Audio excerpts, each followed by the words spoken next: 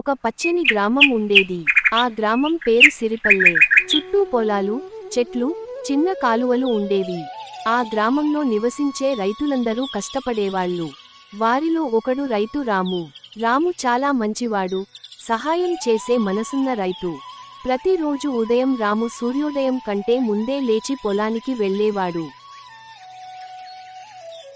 ఈ భూమే మనకు అన్నం పెడుతుంది అని అనుకుంటూ ప్రేమతో పొలంలో పని చేసేవాడు.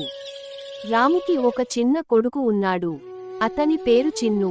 చిన్ను తండ్రితో పాటు పొలానికి వెళ్లడం చాలా ఇష్టపడేవాడు. ఒక రోజు చిన్ను అడిగాడు, నాన్నా, నువ్వు ఎందుకు రోజు ఇంత కష్టపడతావు? నాన్న, రైతు కష్టపడితేనే అందరికీ అన్నం దొరుకుతుంది. అదే గ్రామంలో ఇంకొక రైతు ఉండేవాడు. అతని పేరు గోపి. గోపి కొంచెం నిర్లక్ష్యంగా ఉండేవాడు.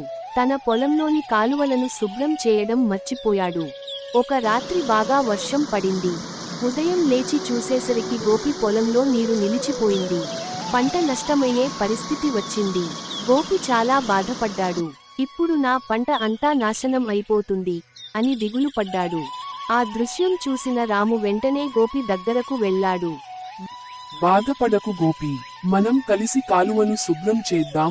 గోపి ఆశ్చర్యంగా అడిగాడు, నీకు నీ పని లేదా? నువ్వెందుకు నాకు సహాయం చేస్తావు? రాము శాంతిగా చెప్పాడు, మనమంతా రైతులమే. ఒకరికి ఇబ్బంది వస్తే ఇంకొకరు సహాయం చేయాలి. ఇద్దరూ కలిసి మట్టిని తీసి కాలువను శుభ్రం చేశారు. కొంతసేపటికి నీరు బయటికి వెళ్ళింది. పొలం మళ్లీ బాగైంది. గోపి చాలా ఆనందపడ్డాడు. రాము, నువ్వు నాకు పెద్ద సహాయం చేశావు. నేను ఒక పాఠం నేర్చుకున్నాను. సాయంత్రం చిన్ను తన తండ్రిని అడిగాడు, నాన్నా, నువ్వు గోపి అంకుల్కి ఎందుకు సహాయం చేశావు? మంచి మనసు పెట్టుబడి లాంటిది నాన్న. అది ఎప్పుడూ వృధా కాదు.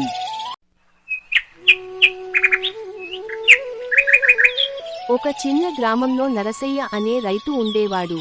అతనికి చిన్న పొలం ఉండేది. అతను భూమిని తన పిల్లలలా చూసుకునేవాడు.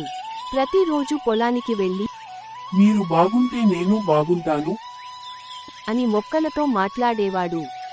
నరసయ్య పొలంలో కొన్ని పిచ్చుకలు నివసించేవి. అవి రోజూ వచ్చి విత్తనాల దగ్గర తిరుగుతుండేవి. గ్రామంలో వాళ్ళు నరసయ్యను చూసి, ఈ పిచ్చుకలను తరిమేయి, లేకపోతే పంట నష్టం జరుగుతుంది. వీళ్లకు ఆకలే కదా, కలిసి బతుకుదాం. ఒకసారి వర్షాలు ఆగిపోయాయి. ఎండ ఎక్కువైంది. పంట ఎండిపోతున్నట్టు కనిపించింది. నరసయ్య బాధపడుతున్నాడు. అప్పుడు ఒక పిచ్చుక పలికినట్టు అనిపించింది, భయపడకు రైతన్నా, మేము నీకు సహాయం చేస్తాం. తరువాతి రోజుల్లో పిచ్చుకలు పొలంలో ఉన్న పురుగులను తినడం మొదలుపెట్టాయి. మొక్కలు మళ్లీ బలంగా పెరగసాగాయి. నరసయ్య నీటిని జాగ్రత్తగా వాడుతూ పొలాన్ని శుభ్రంగా చూసుకున్నాడు. కొన్ని రోజులకు ఆకాశం మేఘాలతో నిండింది. వర్షం పడింది. పొలం పచ్చగా మారింది. పిచ్చుకలు ఆనందంగా ఎగిరాయి. పంట కోత సమయం వచ్చింది. నరసయ్యకు మంచి దిగుబడి వచ్చింది. గ్రామస్తులు ఆశ్చర్యపోయారు. నువ్వు పిచ్చుకలను తరిమేయకపోవడం వల్ల మంచి దిగుబడి వచ్చింది. ప్రకృతితో స్నేహం చేస్తే అది మనకు 100 రెట్లు తిరిగి ఇస్తుంది. నీతి: ప్రకృతి మన శత్రువు కాదు, స్నేహితుడు. రైతు మరియు ప్రకృతి కలిసి ఉంటే విజయం తప్పదు. ప్రకృతి తోడుంటే రైతు గెలుస్తాడు. ఈ పిచ్చుకలే పంటను కాపాడాయి. ఒక చిన్న గ్రామంలో మల్లయ్య అనే రైతు ఉండేవాడు. అతనికి పెద్దగా పొలాలు లేవు, కాని ఉన్న భూమిని చాలా ప్రేమగా చూసుకునేవాడు. భూమి చిన్నదైనా మనసు పెద్దగా ఉంటే చాలు అనేది మల్లయ్య నమ్మకం. అతని భార్య లక్ష్మి, కుమారుడు రాజు అతనికి తోడుగా ఉండేవారు. మల్లయ్య ప్రతిరోజు ఉదయాన్నే లేచి పొలానికి వెళ్ళేవాడు. నేలతో, ఈ ఏడాది నువ్వే మా ఆశ అని మృదువుగా మాట్లాడేవాడు. రాజు తన నాన్నను చూసి, నాన్నా, మన పొలం పక్కనున్న పెద్ద రైతుల పొలాల్లా ఎందుకు ఉండదు అని అడిగేవాడు. మల్లయ్య నవ్వుతూ, పొలం పరిమాణం కాదు, అందులో పడే శ్రమ ముఖ్యం అని చెప్పేవాడు. ఒక రోజు గ్రామంలో విత్తనాల గురించి చర్చ మొదలైంది. కొందరు రైతులు ఖరీదైన విత్తనాలు కొనాలని అనుకున్నారు. మల్లయ్య దగ్గర అంత డబ్బు లేదు. అతను తన దగ్గర ఉన్న పాత విత్తనాలనే వాడాలని నిర్ణయించుకున్నాడు. లక్ష్మికి కొంచెం భయం వేసింది. ఇవి పండుతాయా అని అడిగింది.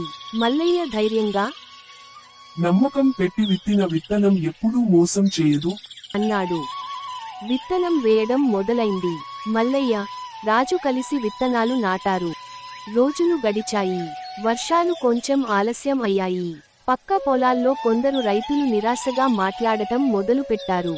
రాజు కూడా కంగారు పడ్డాడు. నాన్న, మన పంట ఏమవుతుంది? ప్రకృతికి ఓర్పు చూపిస్తే అది కూడా మనకి సమాధానం ఇస్తుంది. అతను పొలంలో నీటిని వృధా చేయకుండా చూసుకున్నాడు. చిన్న చిన్న గుంటలు చేసి నీరు నిల్వ ఉండేలా చేశాడు. ప్రతిరోజూ మొక్కలతో మాట్లాడేవాడు. మీరు పెరగండి, మేము చూసుకుంటాం అని చెప్పేవాడు. కొన్ని రోజుల తర్వాత చిన్న చిన్న మొక్కలు నేలమీద కనిపించాయి. ఒక రాత్రి గట్టిగా వర్షం పడింది. ఉదయం లేచి చూసేసరికి మల్లయ్య పొలం అంతా పచ్చగా మెరిసింది. చిన్న విత్తనాలు బలమైన మొక్కలుగా మారాయి. కొన్ని నెలల తర్వాత పంట బాగా పండింది. గ్రామస్తులు మల్లయ్య పొలాన్ని చూసి ఆశ్చర్యపోయారు. ఖరీదైన విత్తనాలు వాడిన కొందరికి అంత మంచి ఫలితం రాలేదు. మల్లయ్య మాత్రం తన కష్టానికి, నమ్మకానికి ఫలితం దక్కిందని ఆనందపడ్డాడు. ఆ రోజు మల్లయ్య తన కుమారుడికి ఇలా చెప్పాడు. రాజు, డబ్బు కంటే నమ్మకం గొప్పది. రైతు చేతిలో ఉన్న విత్తనం కంటే అతని మనసులో ఉన్న ఓర్పే అసలైన సంపద. రాజు గర్వంగా తన నాన్నను చూశాడు. నీతి, నమ్మకం, ఓర్పు, శ్రమ కలిస్తే చిన్న విత్తనం కూడా పెద్ద విజయంగా మారుతుంది.